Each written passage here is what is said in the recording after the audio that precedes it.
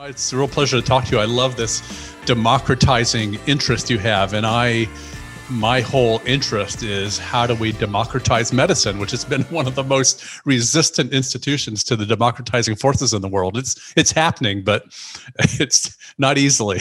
So I couldn't agree with you more. And I'm so glad we got connected by Dr. Jill. And the moment she told me about you, I said, absolutely, 100% yes. Would you please be willing to make an introduction? Because in the spirit of democratizing wisdom, one major component, arguably the most important component, is our health and the way that we view that. And now you have a very interesting story. And the way I would love to use this time with you today is I personally really want to understand how I can preventatively cure myself, how if I in my life face a form of disease, can change the relationship I have with myself. Because, I view life through a series of values and pillars. And for me, life doesn't exist without health.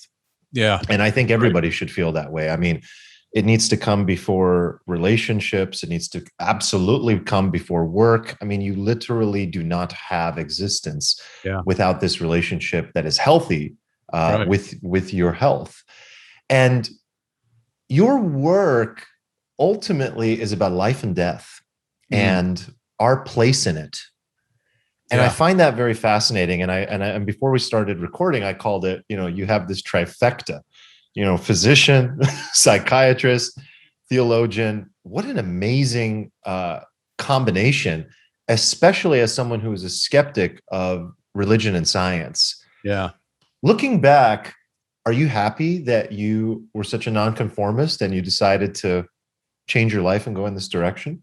Yeah. I'm so grateful for all of this now. I mean, the true story is that it was my suffering and inability to figure out a way to make all of this stuff work. It just felt like the disciplines I was being trained in had part of the story, but were missing something. And there was just a lot of reasons why I went on this long, very personal journey to figure out what is true, what is reliably true, and what heals. And so I was I have been a bit of a rebel in that sense, and it was because I needed answers. And so now I'm very grateful for all of this, and that's not where I started.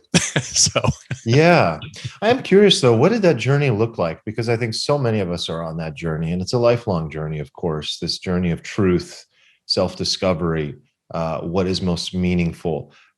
I'm sure it was quite a roller coaster to arrive at this destination that you're at today. What did it look like for you? Was there a clear path and you knew it was just about discovery and going more deep?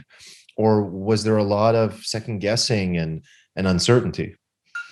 A lot of both. I mean, there was a lot. It was kind of a circuitous path in some ways. I come from a family that my dad was Amish, and so I grew up in a world very different than the surrounding culture. So we left the Amish community formally, my dad says, when I was 2 years old, and moved about 30 miles away.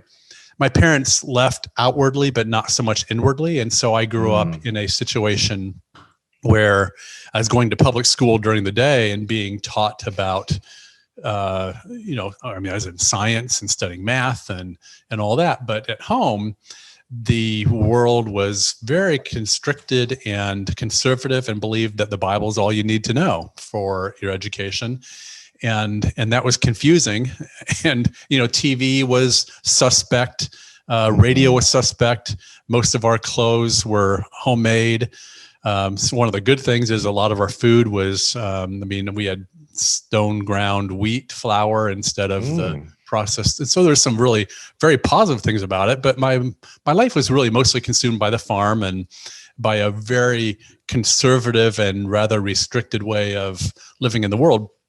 And I became interested at a very early age in trying to understand why different cultures have such different beliefs and what's true. How do you know what's true? I mean, you're being taught one thing in part during the day and then one thing at night, and neither the twain shall meet. So I was kind of a real question asking kid, but also was a confused kid. And so I left for college, and that introduced me to a very different culture too, of an educated culture, and, classical music and rock music and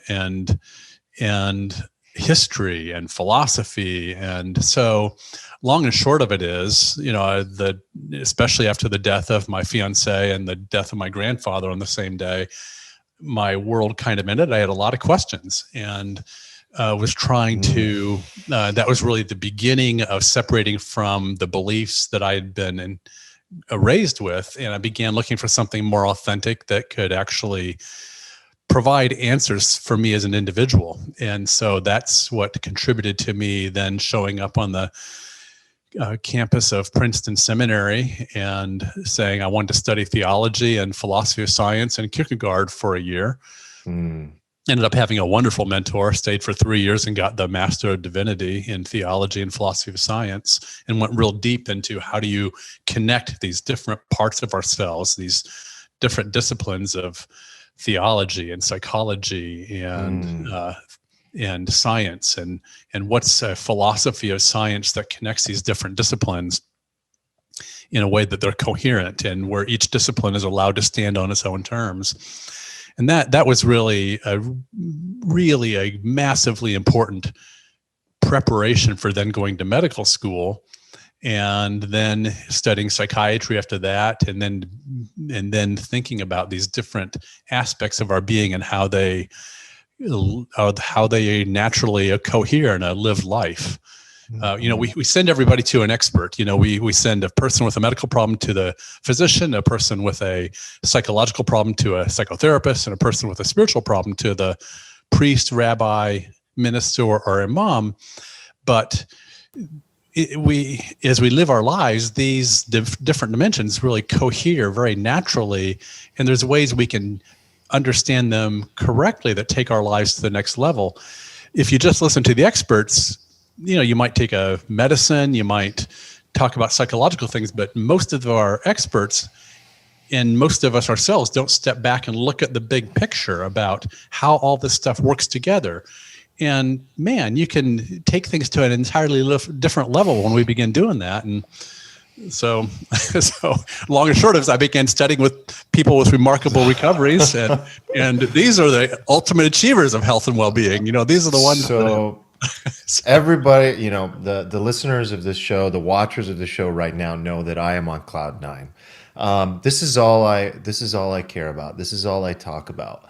I think that having that vantage point in life is one of the most important things. It's so easy to get siloed into these very vastly different subjective viewpoints of truth. And ultimately what you're talking about is bringing it all together in a holistic way to at least pursue the possibility of objective truth.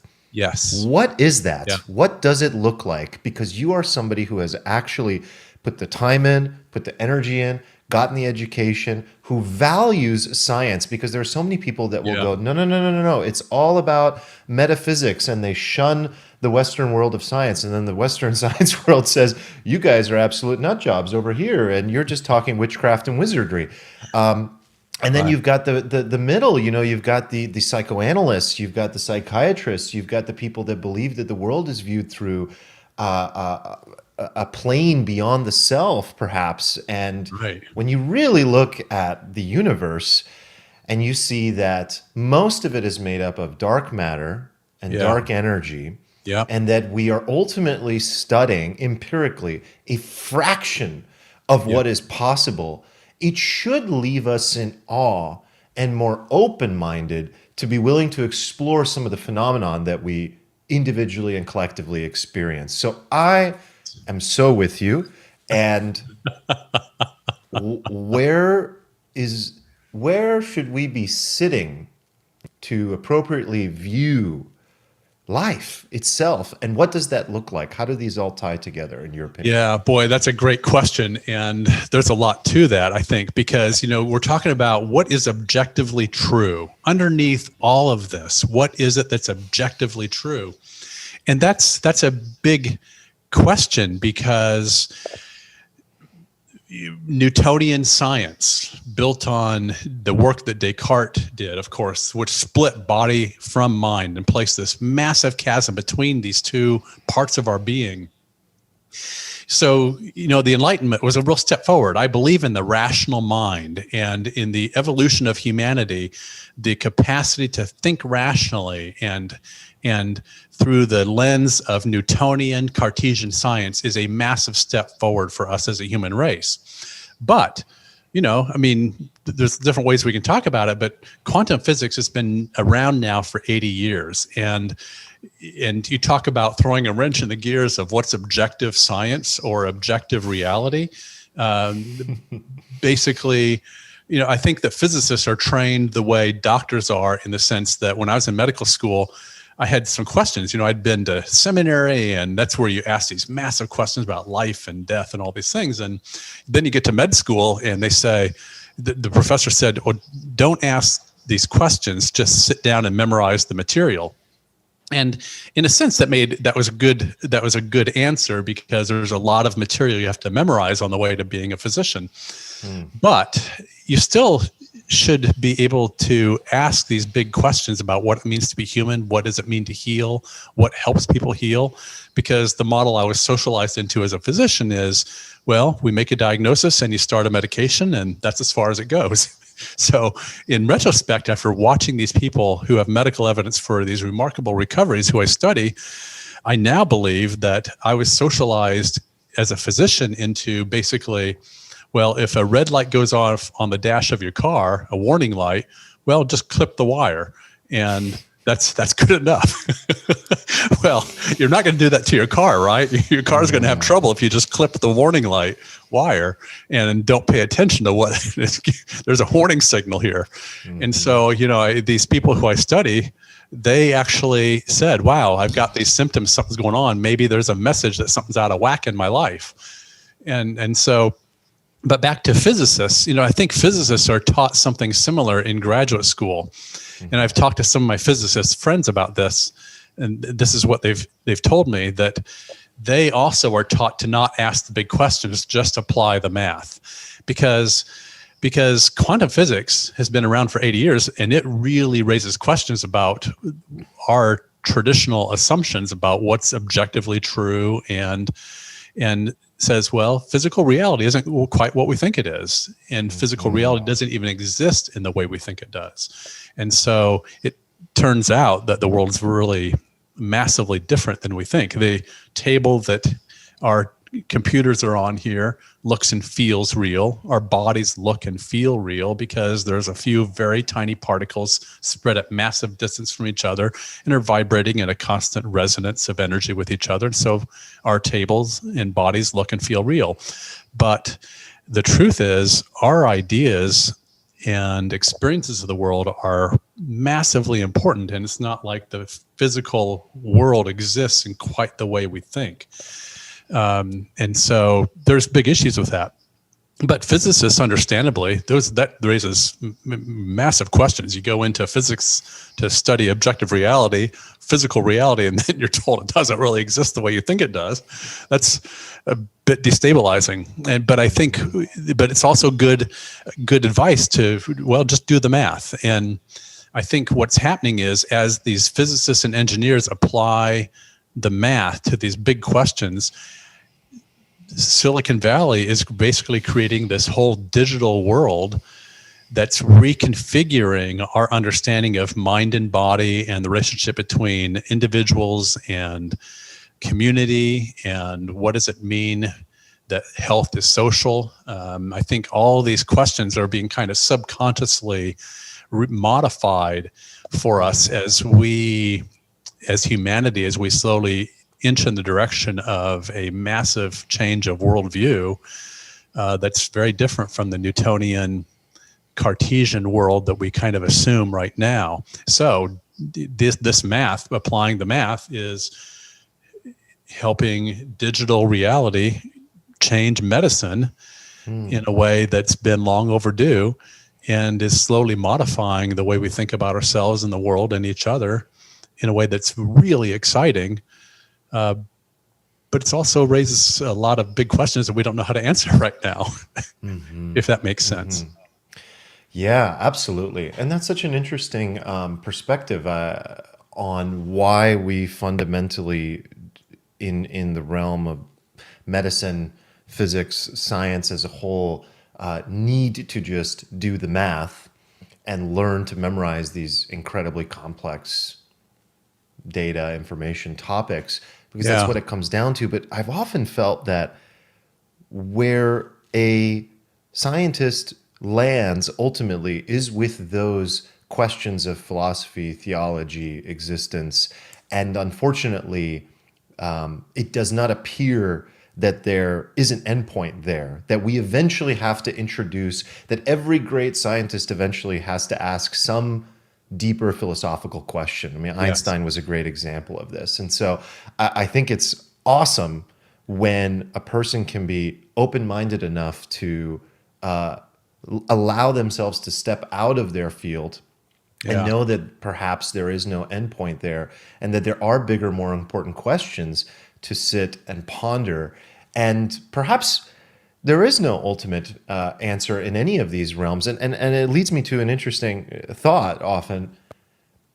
Do you believe that life is designed to be in the pursuit of one moment, that all evolution, that all humanity, that all consciousness is ultimately leading to a point of all knowing?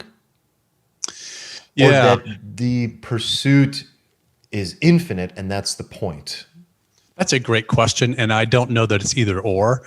I think the process is so massive on this. Kierkegaard said, if you care adequately and if you care authentically about the how, about the process of learning, then the what, then the end point will take care of itself. And I think living in the present, passionately, authentically, knowing that we have value, knowing that each human being brings something unrepeatable and valuable and good into the world, and trusting that, and removing our blocks that prevent us from experiencing the truth and the dignity of who we are and of who every person in our life is, removing those blocks so that we can live in the present, live with love and our best approximation to truth that we can. That in itself is both the process and probably somehow connected with the end point as well. I think I really do believe that love is the most powerful force in the world, that we all matter more than we have a clue about, that we're all connected to each other in a way that we often don't fully understand, and removing the blocks so that we can experience that more fully gives rise to a level of health and well-being that it's sometimes astonishing what then becomes possible. And so I don't know if that answers your question, but it's a step in that direction, hopefully. Yeah, no, it does. Thank you. When it comes to this idea of healing and miraculous healing that takes place oftentimes, which is a huge focus of your work and your book, Cured, which I reviewed prior to this, and I think it's absolutely exceptional, and everybody needs to pick it up, and I'll include a link to it for everybody. There's this spectrum of viewing life and the world. I often think about, you're either a fundamental realist on one side, and it's a spectrum, of course, or a romantic. And the quote that stands out to me that really represents this is that you view life as if everything that happens is a miracle, or that nothing happens, nothing is a miracle. Right. And that essentially encompasses this spectrum of a personal philosophy of how we view the world. Now, when it comes to these miraculous cases, you obviously have been at the forefront of working with people and talking with other exceptional minds who look at cases of people being cured of terminal illness and disease and say, coincidence. Mm. This is outside of the realm of what we can understand, and we're not even going to spend the time here. You, on the other hand, chose to really spend the time there, and you've uncovered some incredible things. But when the skeptic says that this is a coincidence, in some ways it is fair, isn't it, to say Mm. that? Because we have examples of people who seem to develop a powerful mindset of healing, who, if we take, essentially the question comes down to, if we take these cases of people attempting to heal themselves Yeah. through the power of things you talk about in your work, particularly around identity and belief, Yeah. sometimes it works, sometimes it doesn't. Sometimes they live, and Hmm. sometimes they don't. Yep. What, if anything, is objectively different?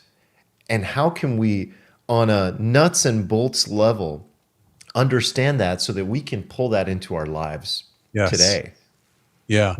Yeah. I mean, even if it at one level looks like a coincidence to us, that's absolutely a valid thing to raise as a possibility or a concern. But a coincidence is still about something. It means that something that either several or many complex factors fell together so that something happened. And if we can figure out what those factors are, that's really important. And especially when you begin to talk to many, many people across different illnesses who have hardcore medical evidence for recovery from illnesses that we consider incurable. And you start to see that there are common factors across these stories, and that the medical evidence is indisputable, and that we know this occurred, but we don't know why. And then you start to see all these different factors in case after case after case come up. Then it begins to clarify itself. It's so interesting that in medical school, you're taught, I mean, we're talking about spontaneous remission here. So spontaneous remission, in this case, the word spontaneous means without cause. Well, is there any less scientific word you could use than spontaneous? Because everything has a cause. As a cause. We just haven't asked the questions. We just Yes. made the assumption that it happened out of the blue. Well, nothing happens out of the blue. So we have been very unscientific in our approach here.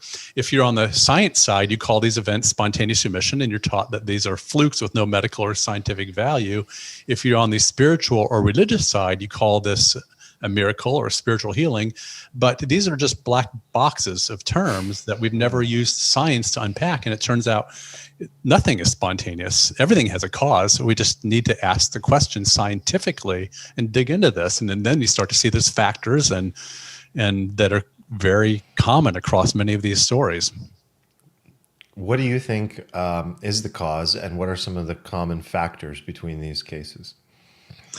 So I write it, and this is the privilege that I feel I have here is I get to be one of those who helps to map an unexplored terrain, which is very exciting. And I feel so grateful for that opportunity.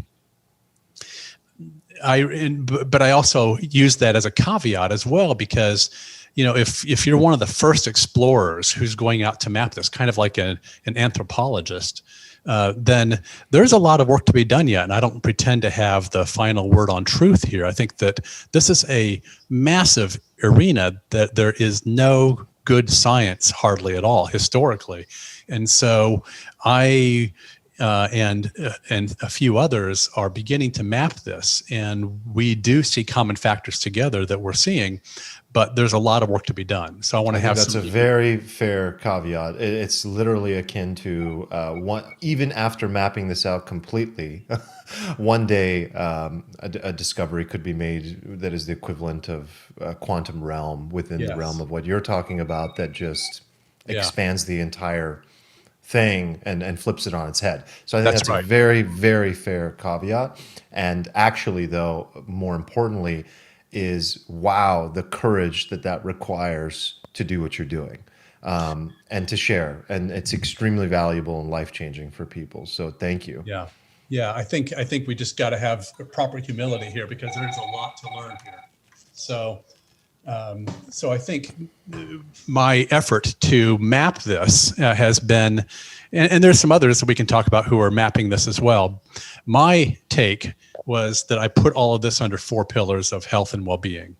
And these are the 4 factors that seem most salient and stuck out to me the most in all these interviews I've been doing for 18 years now. So I write about 4 pillars. The first pillar, and the one that was easiest for me to begin getting my mind around, is nutrition. And that's a big deal, actually. As a physician, I was taught that nutrition is not relevant for health and well-being. I can still remember where I was sitting when in med school, certain statements and education was provided. And now I look back and think, wow, that was really upside down information. That was actually not true.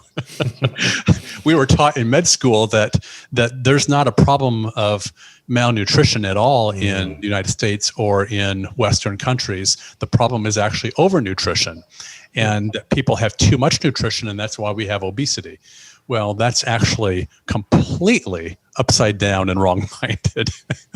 And it took me years of listening to these people with remarkable recoveries before the misinformation that was so deeply embedded in me began to be reformed into a different understanding. And then I began applying this to my own body. And I was a slow learner, but I've rebuilt my mind and body just around that pillar alone. With a truer understanding of nutrition. The trifecta of industry with academics who are paid to get certain results or sign off on certain results, and then how that interacts with government and lobbyists around the different agendas economically with industry has provided such misinformation for doctors, for nurses, for even nutritionists that it's just not. It's not, I believe in science, but we need better science here that's less influenced by industry. The science is extremely clouded by the financial incentives. Financial incentives drive everything. This is not a conspiracy. It's just a fact of behavior is modeled after where the money is going to flow and who stands to gain and in regards to their careers, but also their pockets. And the way it's designed today, unfortunately, makes it very difficult as a layman, a person who just cares about their nutrition, or even a scientist or a nutritionist who wants to deliver the right answer to their patient or client, makes it extremely hard to do. And nutrition has become like its own religion in many ways. And it's become very difficult to unpack. So I couldn't agree with you more. Yeah, and I think one of the other complications here is that since industry, again, uses science for the ends of industry instead of it being an objective science, you get some results that are very valid and you get some results that are probably not as valid as we would wish. And so you have a lot of focus on a science that ends up being reductionist, and it's not a holistic science that's really thinking about the big picture of health and well-being. It's investigating a certain supplement, and then you get some scientific studies support its efficacy and other studies that don't. But what's being missed is that if you don't stand back and look at the big picture of how each person's microbiome metabolizes each supplements differently, and then you end up with a confusing array of studies that both support and don't support the thesis. And so it's that reductionist science plays a role in all of this. That's its own complicated piece. So absolutely. What's good is that better science is slowly happening. I think we've got people like Dr. Campbell at Cornell, who I think is one of the really leading nutritionists in the world. And he does great research and is showing the efficacy and value of a whole food plant-based diet, that it just is so disease reversing for the major killers, for heart disease, for diabetes, for cancer, for autoimmune illness, for lung disease, and is such a step forward in well-being. And I think that's a really good approach, but it's not like there's one diet fits all here. We all have different microbiomes. but the information slowly is improving in terms of its quality. Is that ultimate within this pillar of nutrition then? What was or what has been, would you say, the most common sort of take on nutrition between the people that you looked at, between the patients that you looked at? Is it a plant-based skewed diet, or, if anything, what could we pull out as the lowest common denominator? Well, I think the most important thing that I've seen over and over again is that it's important to really cut down on the amount of sugar we take into our bodies. 100 years ago, the average person in the United States consumed 4-5 pounds of sugar a year. No big deal. The average American now consumes 154 pounds of sugar per year. And our hardware was not made to metabolize that level of sugar. And so and sugar has a very inflammatory effect on the body. We know, for example, I tell the story in Cured about this person who was diagnosed with a form of brain cancer, and he read about how sugar is the favorite food of cancer. And we know that's true. When a doctor does a scan and is looking for example, cancer in the body, the physician will often radio label glucose, which is sugar, inject it into the person's body, and then look for a place in the body that's sucking up that sugar. Well, if you find a place in the body that's sucking up that sugar wildly like nothing else in the body, there's a good chance that's cancer, because that's cancer's favorite food. And so Pablo said, listen, if its favorite food is sugar, I'm going to starve this sucker to death. And we know that sugar is very inflammatory. And if you create chronic inflammation in your body, you're basically creating disease. And sugar goes through these little arteries and veins in your body, the arteries, and bounces off the interior walls of your cardiovascular system, causing these little cuts. And then your beautiful immune system cells with all these cell subtypes come in and try to repair these little cuts over and over. And if they keep repairing these little cuts over and over again, and you keep getting scabs on top of scab, that's what chronic inflammation is. And that's what sugar is doing. And if you're spending a big percentage of your immune system is tied up trying to repair all the time, that means a lot less energy is available to fight COVID and to be healthy. And this is ultimately, you're talking about repair. When you give your body a rest and it can go into that mode where it doesn't have to repair, that's often where you see a lot of these, it appears these diseases reversed, right? Because, for example, in states like fasting, you'll like this. My best friend, Nick, has a friend. I haven't met him before. Heard he had stage 4 cancer about a year ago. He fasted for over 30 days straight. That was his reaction. He just went into a pure fasting mode, completely cut all sugar, carbohydrates, everything. He beat it. Wow. Isn't that just wild? Out. It's just absolutely wild. It's wild. He was given no chance. No chance. Wow. That's wild. But when you go into that fasting state, you set your body free to begin healing, like you said. And we haven't even explored the other pillars that maybe he had been accessing as well, because one behavior is predictive of other healthy behaviors. Absolutely. Yeah, that's a great story. And, there's all kinds of known, proven biochemical reasons why that began to clear out all the dead cells in his body, all the harmful cells, began to reverse the chronic inflammation.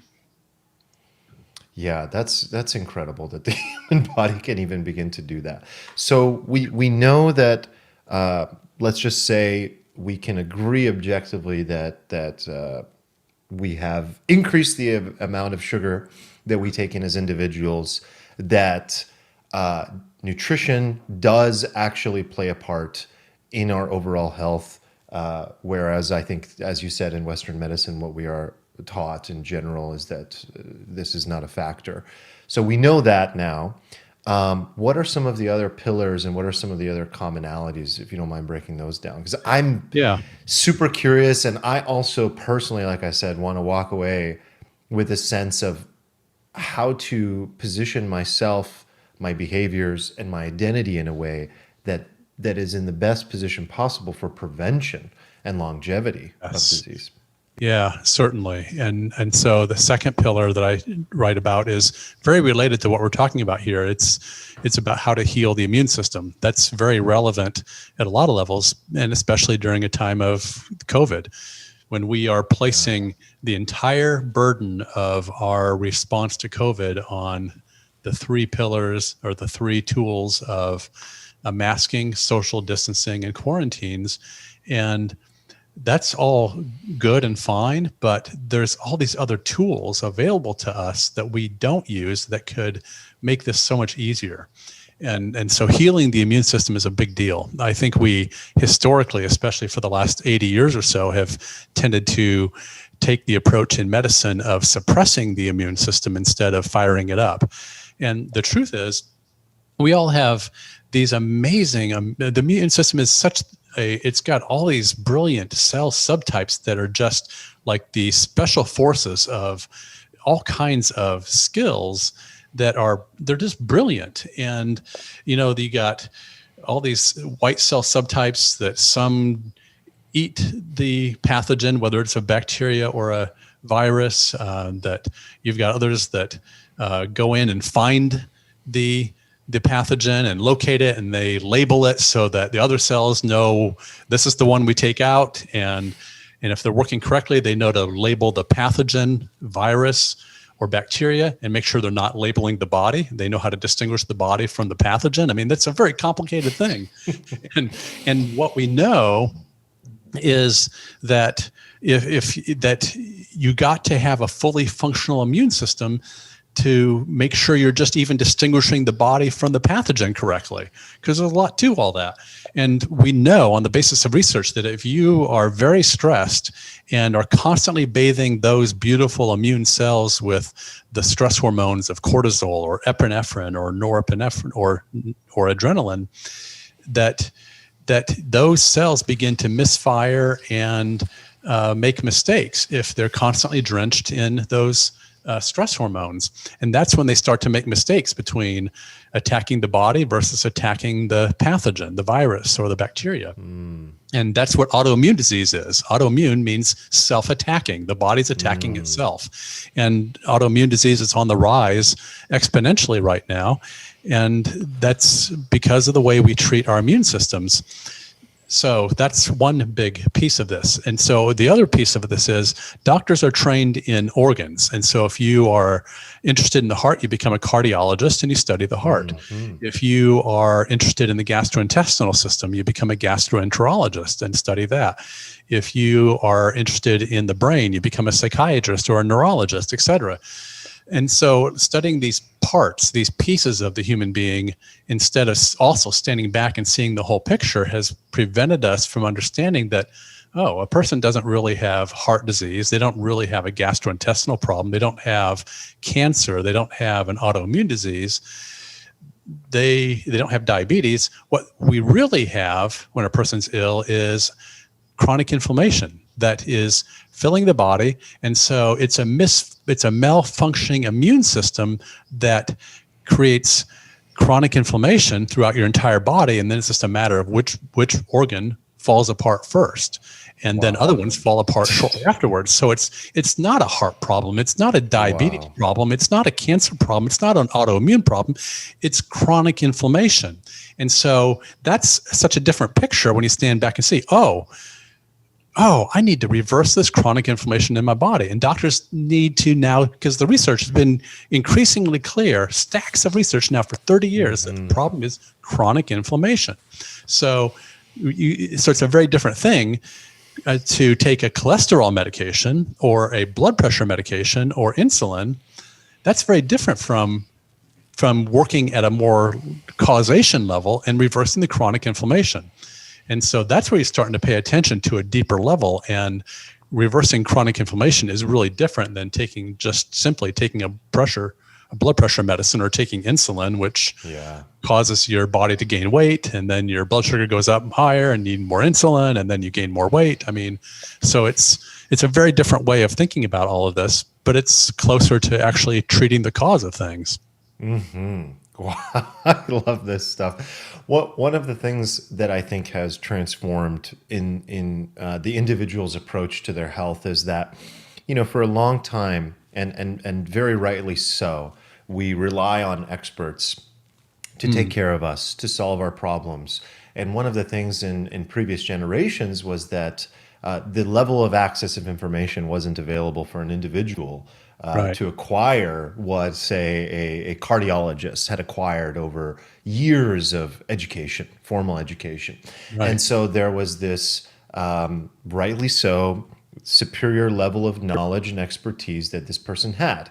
Now, what I'm getting at also bothers a lot of doctors because it's the patient walking in with, it's this 50-year-old woman, mother of three. She's got 7 sheets from Google and medicalnews.com. And she's like, but doctor, I think it's this and that. And it just drives doctors crazy. Now, there's 2 sides of the coin here, right? So that's one. But the other side that maybe is not so much about the and people need to learn how to Google. That's one problem. People need to understand source material. People need to understand how the internet works, how the advertising world works, how affiliate marketing works, how most of the time there's a financial incentive to just give you some BS in an article. People really need to understand that. So if you're listening, take that and run with it and go deeper. But the point is, we as individuals, we all, including yourself, even though you have this background, we have moved into an era now where we must become the owners of our own bodies. Yes. I think you called it the CEO. It is so vitally important that we do so. No one is going to care as much as you do about yourself ever. Yeah. And you have access to the information. And if you can learn how to learn, you can at least become like a really bad co-pilot. Yes. Next to your doctor. Right. To guide them in asking the right questions. Yes, correct. Well, like we were talking just before we got going with this, I was looking at your website before we started today. I thought, wow, I love this guy. He's talking about the democratization and bringing wisdom to bringing ancient wisdom back into our lives and helping us know what we used to know, but we've forgotten that we know because the experts are telling us something different. And, I believe in experts. I believe in specialized knowledge, but you have to also do the second step of stepping back and saying, but what do I also know? So I tell patients, yes, listen to what the doctor says and listen to their scientific knowledge, listen to their clinical experience, but you need to also actively and assertively contribute what you know about your life and your body, because that's massively relevant. And so doctors are no longer God, which is great. So we're in the middle of a very exciting paradigm change. Yes, doctors are not God anymore. Doctors can be coaches, but they can't be the expert on your life and your body if they spend 15 minutes with you a month or 15. There's tons of things they will not know. We are taught as doctors to eliminate the story of a person's life and health in order to get through to the underlying signs and symptoms of illness and to make the right diagnosis. But that person's story around that illness is massively important. And if you really get the story and you understand the meaning of this illness in their lives, then you begin to have a pathway towards healing it and a solution that goes way beyond just taking a medication. So you begin to understand that, wow, this person's having a heart attack because their husband just left. Or like I tell the story in Cured about Jerry, this engineer. He was diagnosed with renal cell carcinoma and told he's going to die. And he had all these patents around the world in 9 countries, I think. And he was a real question asking guy. And he said, well, they said I'm going to die.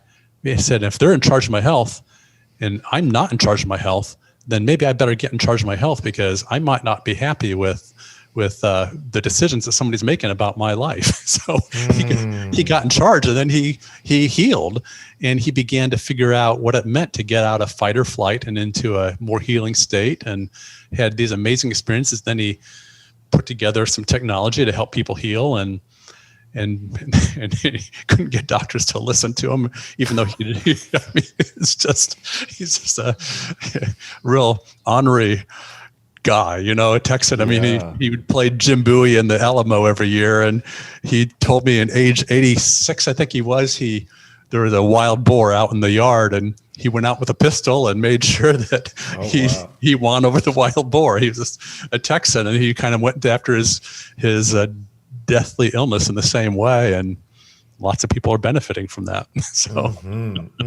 You mentioned him getting out of fight or flight. I want to get to that for sure, but I want to actually go back to something you said about immunity, because a question has come up for me, and going back to COVID for a little bit, which I apologize because I know it is so politicized and it's so difficult for people to talk about, but it's just a more general sort of question, not at all a political question.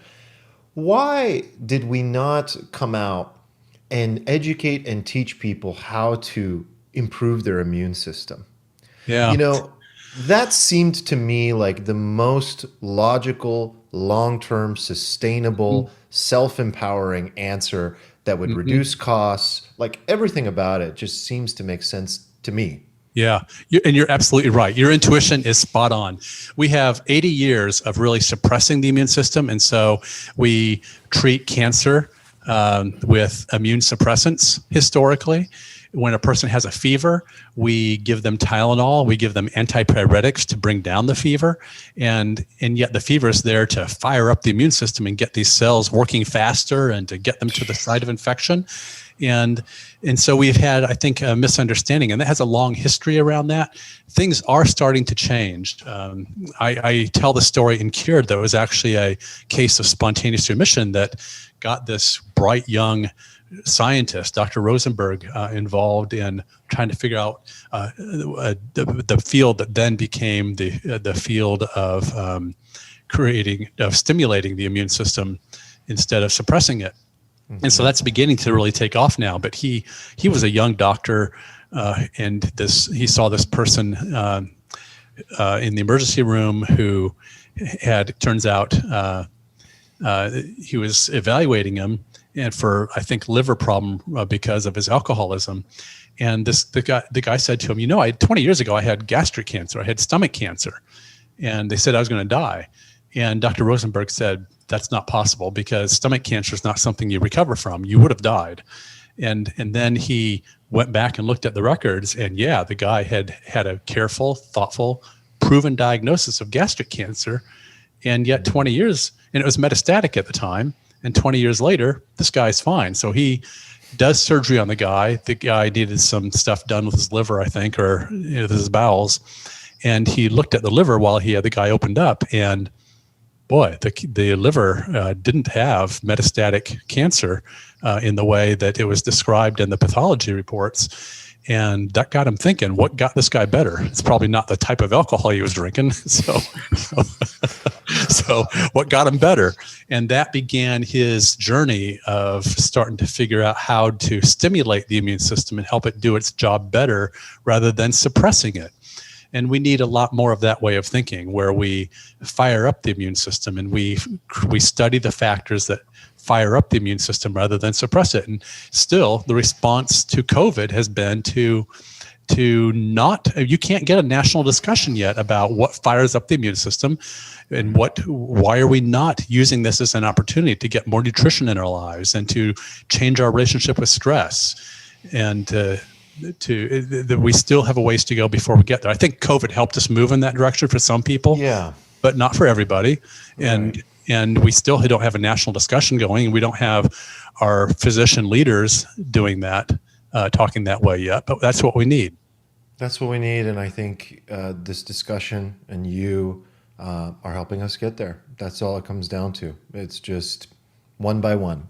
These things happen at a grassroots level. I think oftentimes we hope to make change at a collective level, at a national level, and we want to see it quickly, especially in times of need. But as we know, a lot of this just begins with changing the minds of people in terms of how they approach things at an individual level. So I thank you for doing that, and thanks for answering that.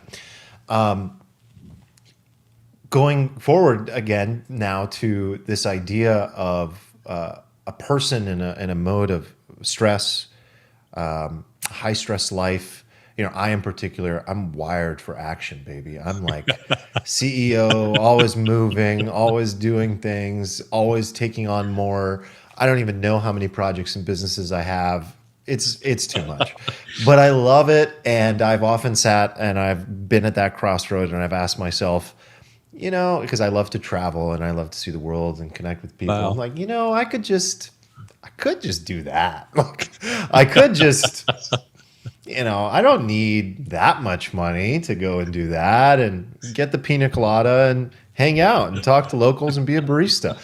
But I'm wired for democratizing wisdom, having these conversations with you, doing my part, playing my part in this bigger picture. And that requires a lot of action. But it also requires me to be very conscious of how I spend my time and how I spend my energy and how I take care of myself. And so what does it look like for a person to have a healthy self-identity? Because often when disease shows up, we see these remarkable changes in personality. Yes. All of a sudden, and I have firsthand experience of this through my mother, who I watched transform when she went through something. It was very interesting. What does that look like? The patterns you've noticed with identity, language, beliefs, maybe I'm not even mentioning some of the variables. What are those variables and what does it look like to maintain a healthy sort of perspective?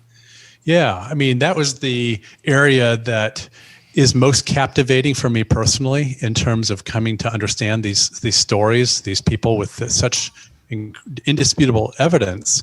And yet, why does one person get better and another person who seems to do the same things not get better? That's a big area that's unmapped that I try to begin walking into in the later chapters of Cured. And there's a lot to learn there yet, I think. But I think what's true is that healing our beliefs and waking up to the value and the dignity of what we each bring into the world and being able to relax and trust that the universe is friendly and that those kinds of things matter in terms of how we experience not only ourselves and each other in the world, but even what happens and goes on in our physical bodies and what becomes an option as we begin to think about healing. So, we all grow up and we inherit or take on or create a complex set of beliefs. We inherit these beliefs from our parents. We make interpretations of the experiences we have, whether they're good experiences or traumatic experiences, whether, there's a lot of buried physical, emotional, and sexual abuse behind closed doors in our culture that we historically have been in denial a lot about. There's a lot of racist structures that are subtle or not so subtle and implied that affect a person's experience and beliefs about their value. There's a lot of things that happen while we're growing up in our families and on the playground and in our interactions with teachers or later when we have jobs with colleagues, with bosses. And so the truth at the end of the day, I think, is that we all end up with a complex set of beliefs, some of which are true, some of which are false, some of which are conscious, some are unconscious. And I think if we have a complex mixture of true and false beliefs, then you're going to end up with a mixed set of results in your life, both in your mind and your body and in your life. And most of these beliefs are unexamined. And these people that I've been able to track for all these years, a lot of these people go through and begin to examine those beliefs, and they begin to eliminate the false beliefs. And boy, when you eliminate a big false belief, it's like taking 1,000-pound backpack off, and and you get all this energy that's freed up. It's fascinating because one of the most common things that people have said to me over the years is that it took an illness for them to wake up and realize that they needed to stop taking care of everyone else, for example. 100%. And it's so interesting that when a person is diagnosed with a fatal disease like cancer, for example, a person can be terrified at one level, but at another level, it's like, oh, wow, if I've got 12 months to live, then I guess I don't have to take over the family business like I've got all this pressure to do. Or, wow, I guess I don't have to go to law school. Or or if I've only got 6 months to live, then I'm going to do some things that actually matter to me here. And that death of living a false life, trying to please others or be good enough when you don't feel good enough, that paradoxically, that death to the false self and the birth of a more authentic, true self, that becomes the doorway into a different life. And boy, it's astonishing what then can become possible sometimes. You take that 1,000-pound backpack off you and live a life that puts a light in your eyes. Even if you think you only got 12 months to live, getting a life where you actually have a light in your eyes, that can change a lot of things. And every person I've interviewed over these years, every single person said they are so grateful for that illness because it so fundamentally changed their relationship with themselves and the world. And they have a quality of life and a understanding of their value now that if it hadn't been for that illness, they don't think they would have ever had. And that's an emotional thing, you know? Yeah. And so nothing is what it is. Disease a teacher is profound. Yes. I have interviewed as well on this show multiple survivors of various types of diseases, cancer, and one of them, I'm very good friends with her, Christina Vincent, called her cancer, which was a very intense bout with cancer, called it her master sensei, her master teacher. It revealed the truth to her, and wow.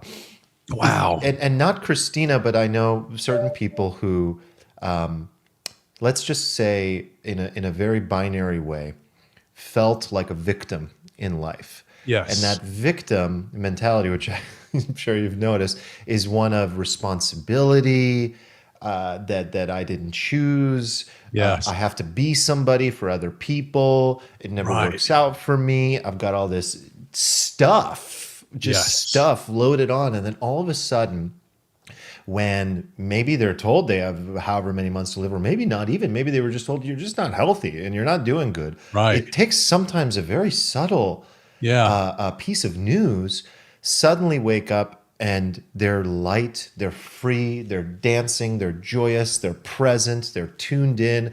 They go, I don't even like this. And then then I remember my mom going like, I really like being around children. I want to spend time at the children's hospital. And she started to be grateful. Like, what I'm going through is nothing.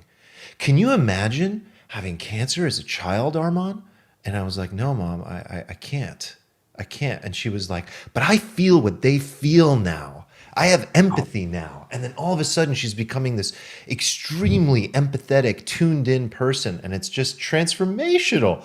And it opens up love. It opens up giving. It opens up contribution. It opens up selflessness. It's remarkable. It's remarkable.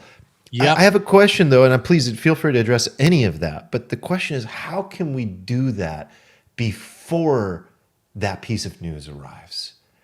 Yeah, I mean, and I think the human reality is that many of us wait until pain forces us to make change because change requires that we live in this uncomfortable, unknown area where we don't have control over the future, where we don't even know what the future is. I mean, I've studied this stuff for years and I still resist change, you know? I mean, it's like, because fear is real. Fear is incompatible with love and courage, but it's still just easier to believe the bad stuff. It's easier to believe that we're not good enough or there's something missing about who we are. And that keeps us stuck in an old way of being that's not only disease creating, but it's very limiting in terms of a full richness and quality of life. And I think learning how to take the blocks away so that we can experience love at a deeper level and see ourselves and each other with eyes of compassion instead of judgment, and to be curious rather than afraid and judgmental or having all the answers and trying to be in control. I think it's a really different path. But when we get into that more parasympathetic state of being, that's living in the present, even though we don't have all the answers, that's not trying to cling to the past or worry about the future, but to live in the present where we can experience love and what's right about each of us, and through eyes of compassion see things differently. That's a very different physiology. That means instead of those stress hormones bathing the cells of your immune system and causing them to become confused and incorrect in what they're doing, when you begin getting into the parasympathetic state and you're instead more relaxed, the vagus nerve is the parasympathetic nerve. That's the big highway of the parasympathetic effect in your body. And that secretes a very different kind of chemistry. When you are bathing the cells of your immune system in dopamine, the pleasure pathway, when you are bathing the cells of your immune system in serotonin, the antidepressant, the happy molecule, for example, when you are bathing the cells of your immune system in oxytocin, the connecting, the love molecule, your immune system, though all those specialized cell subtypes, they love that stuff. And they begin to wake up. They begin to work correctly and efficiently. They recognize easily which is the body and which is the pathogen, which is the cell you got to get rid of, the dead cell that needs to be cleaned out versus a living cell that you want to protect. And so getting into that parasympathetic state, and that's not just about relaxation. That's not just about meditation. Mm-hmm. That's also about authentic connection.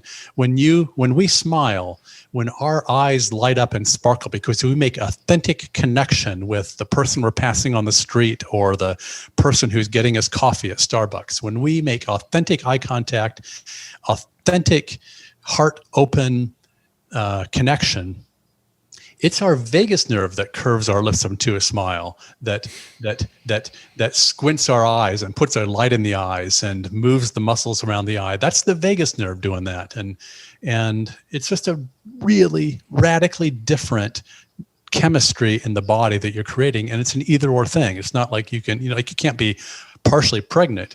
It's you also, really get into the parasympathetic state, it's a really different neurochemistry that your body loves.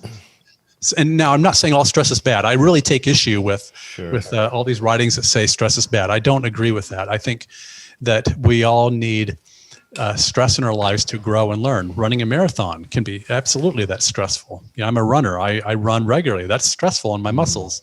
But toxic stress is really different from eustress, from a good kind of stress that helps you expand your understanding of what you're capable of, that helps you reach into your higher self, that helps you expand and grow. That's really different from toxic stress where you finish work every day not knowing your value because you've been run down all day long by things that are said to you, or when you got an abusive relationship that just tells you you have no value. That's toxic stress. And so good stress we need, and that's growth producing. But if you have toxic stress, then you need to either change your environment or change your response to your environment. So stress itself is a big topic also. Absolutely. It's funny you said that the activities that a person, you gave examples of just the connection at Starbucks. It's not just through meditation and various things like that. It can often be through an activity. Mm-hmm. I really agree with that. And part of the reason that I started this podcast was because I cannot help going into the states of being that you described. The connection that I develop, the presence, the joy that this gives me, this act is incredibly healing. I am on a high the entire day after a conversation like this. And so oftentimes people, and I'm saying this out loud as well, because often what I do is I'm just kind of processing and uncovering the journey of flow out loud for people. One of the things that a person must discover and I think uncover about themselves is what are the activities that they would do regardless of the outcome? What is the thing that we can spend our time doing that is accessible, that is like a craft that we can develop and would do regardless if money were no object. And so I went into this podcast going like, I don't really care what the outcome is. And the irony is that as we find joy in something and we authentically show up, you get the external results as well. But when the external result is the primary driver, it's like, it's a mess. It's a mess, and it's suffering, and it's no good. And so this for me is pure joy, cloud nine. Well, and what I love about how you are in the world is you've got this intuition and this capacity to throw out the fear, to quit trying to ruminate about the past or ruminate about the future and try to control things, just trying to live in the how, in the present moment, and to let things be what they are and to connect. And I mean, paradoxically, that's what opens all this stuff up. And here you've got you don't even know how many businesses you have at this point. So it's working, whatever you're doing. Just don't try to control it. Just try to live in the moment. Seems to work. And I think that's what you see over and over again, right? I mean, fear is what drags us down. Fear is what puts that 1,000-pound backpack on us and tries us to make us think we got to do things a certain way to be successful. And I think throwing out a lot of that stuff and just trying to live in a parasympathetic state where we can live in the moment and not worry about the past or the future as much is very liberating. That is the journey. That is the journey for me, and I think that is the journey for so many people. I will very easily at times fall into those states of fear, fall into those states of needing certainty, needing to know outcomes and how life is going to play out.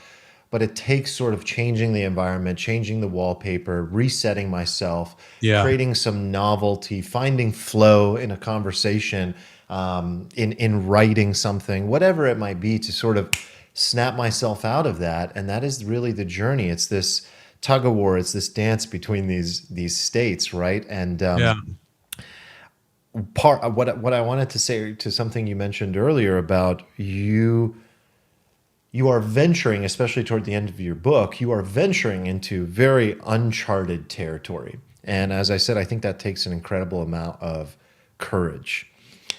And I hope, for me, for my sake, for the sake of humanity, that you do continue down that path, because we really need pioneers like you who care deeply, authentically about that path, about that future, because this has been such a challenging realm, a confusing realm for so long.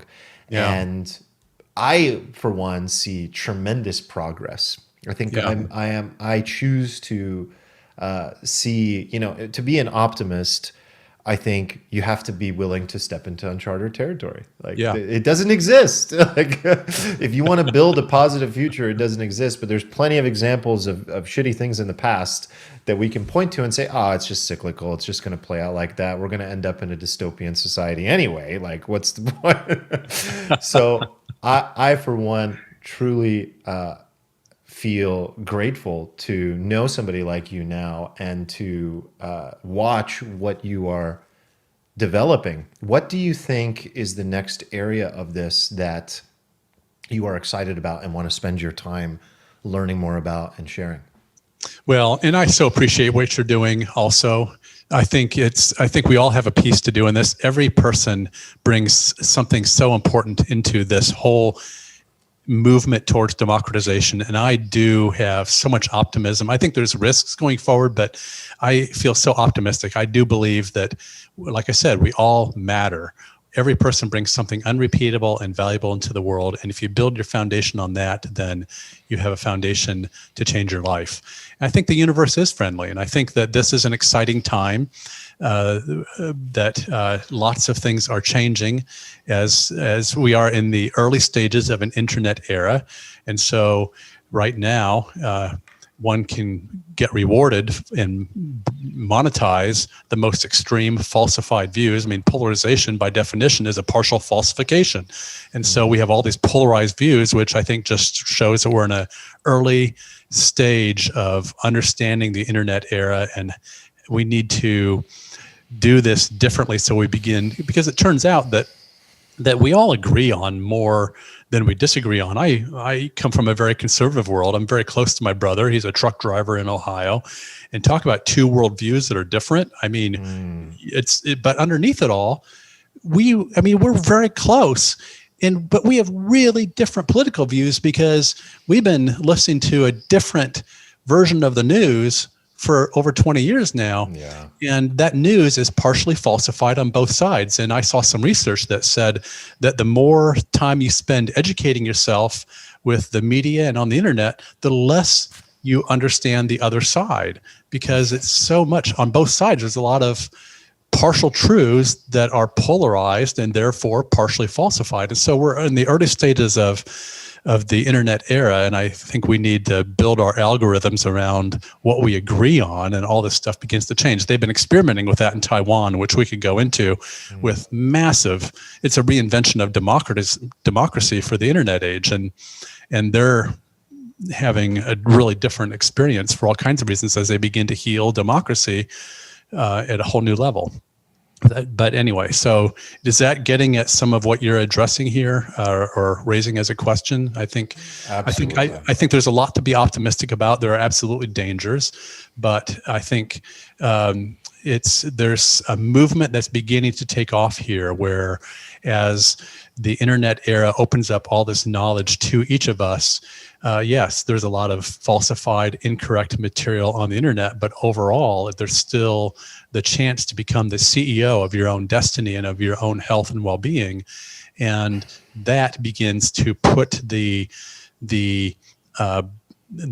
opportunities for health and vitality back into us again, where it always was. But we forgot that because we believe the external experts as if they had the total answer, and they have a partial solution, but they don't help you. They don't know about your life and your body and your story around this illness and what's going to help you listen to the message of this illness in a way that helps you wake up to your best possible, truest, and most authentic life. And that's what helps. And so instead of clipping the warning light on the dashboard of your body, you start asking, okay, so I have this illness. We know that 85 to 90% of all illnesses are lifestyle illnesses.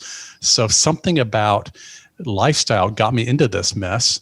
What can I do to listen to what the message is here, to what the dis-ease, to the lack of harmony is in my life, in a way that I can wake up to my value and what's right about who I am, and begin to get the message in a way that helps me begin to have new possibilities. And it's funny, as you're saying that, I realized that, disease is a form of stress.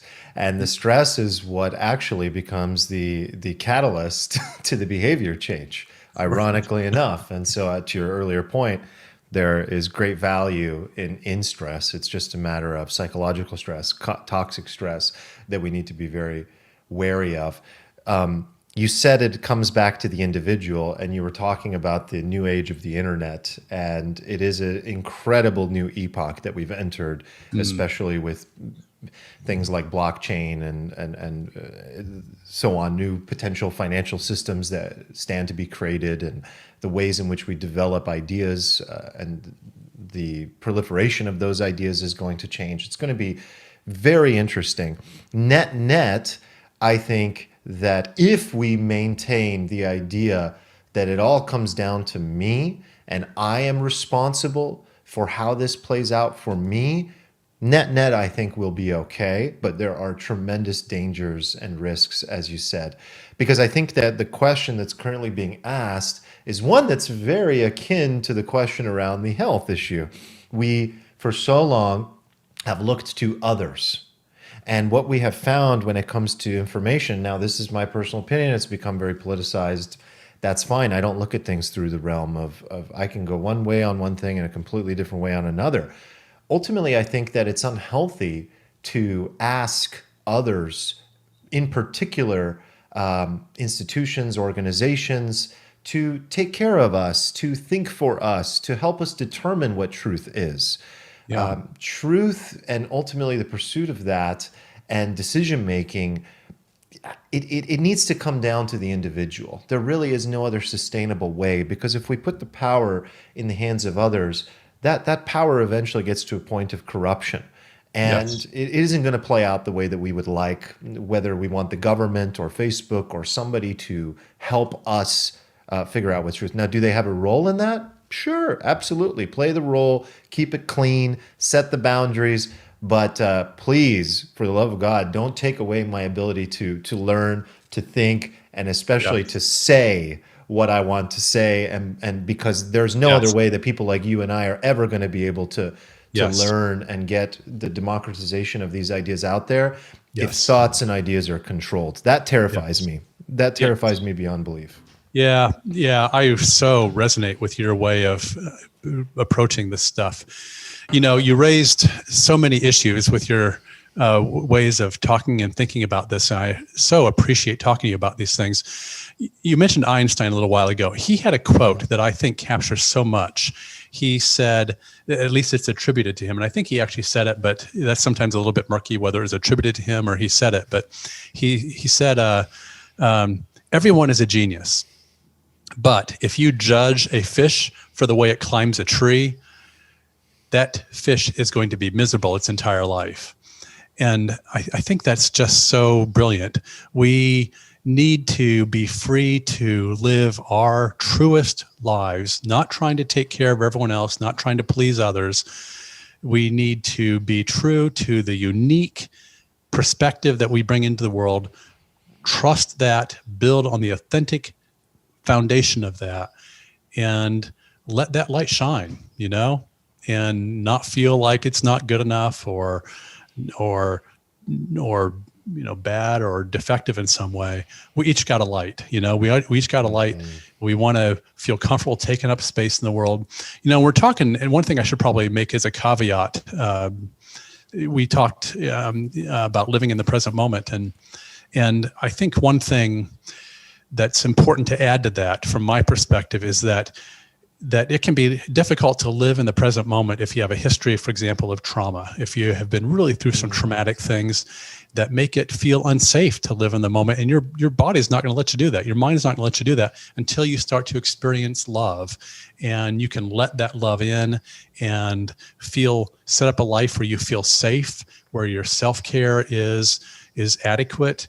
And then that's what allows then for a mind and a body to relax enough to get into the parasympathetic state that is the present moment, and to live in the present instead of the past, or if that makes sense. I think that's just an important caveat for some people.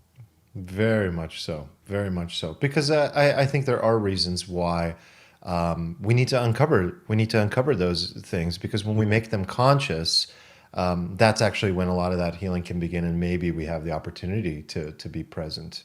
Yes, and it becomes absolutely. very difficult otherwise doing. And that's why I think a lot of your work, it's so interesting that you made sure to kind of step into these multiple arenas in order to give yourself more tools. You have more tools in your toolbox to be able to approach it for yourself, but also for people that you work with, and as you share this information. Because if you were just addressing a person's issues from a theology perspective, it's very limited.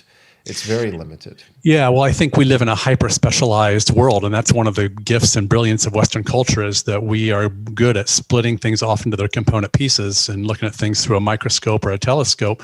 At Harvard here, they say that the only thing that connects the different disciplines and departments to each other is the common heating plant.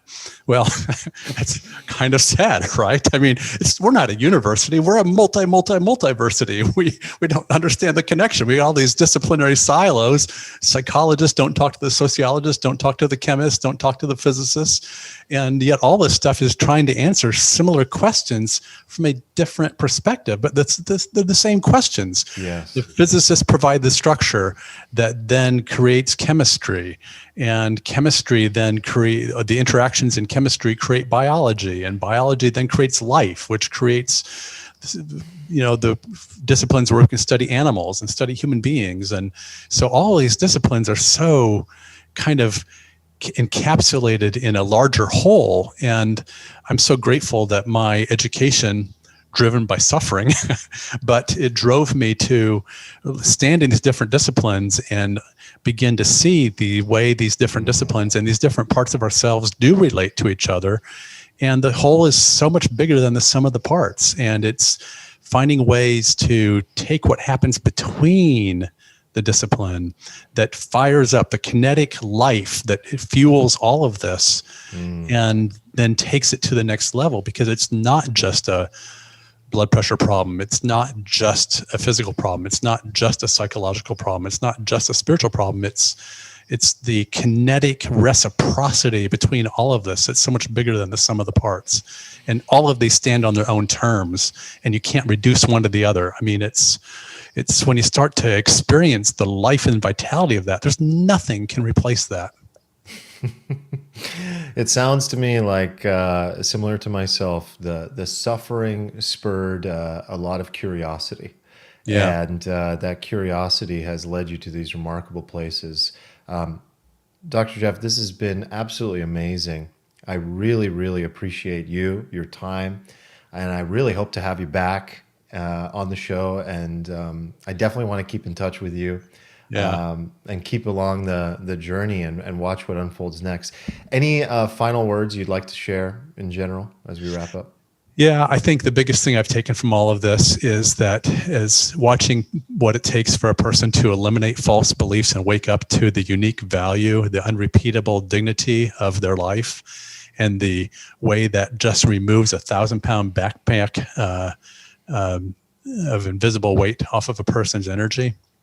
It's such a privilege to watch this and then to begin experiencing it myself. So I think, if you have an illness or if you want to create massive well-being, then ask yourself, what's the message of what your life's whispering to you or starting to shout at you, and take that message seriously as a opportunity to find the doorway into a life that answers more questions than we ever thought possible.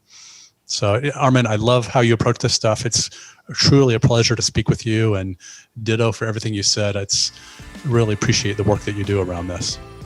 Thank you. Thank you very much, Dr. Jeff. It's been a pleasure. Thanks for being on. Absolutely. That's a wrap.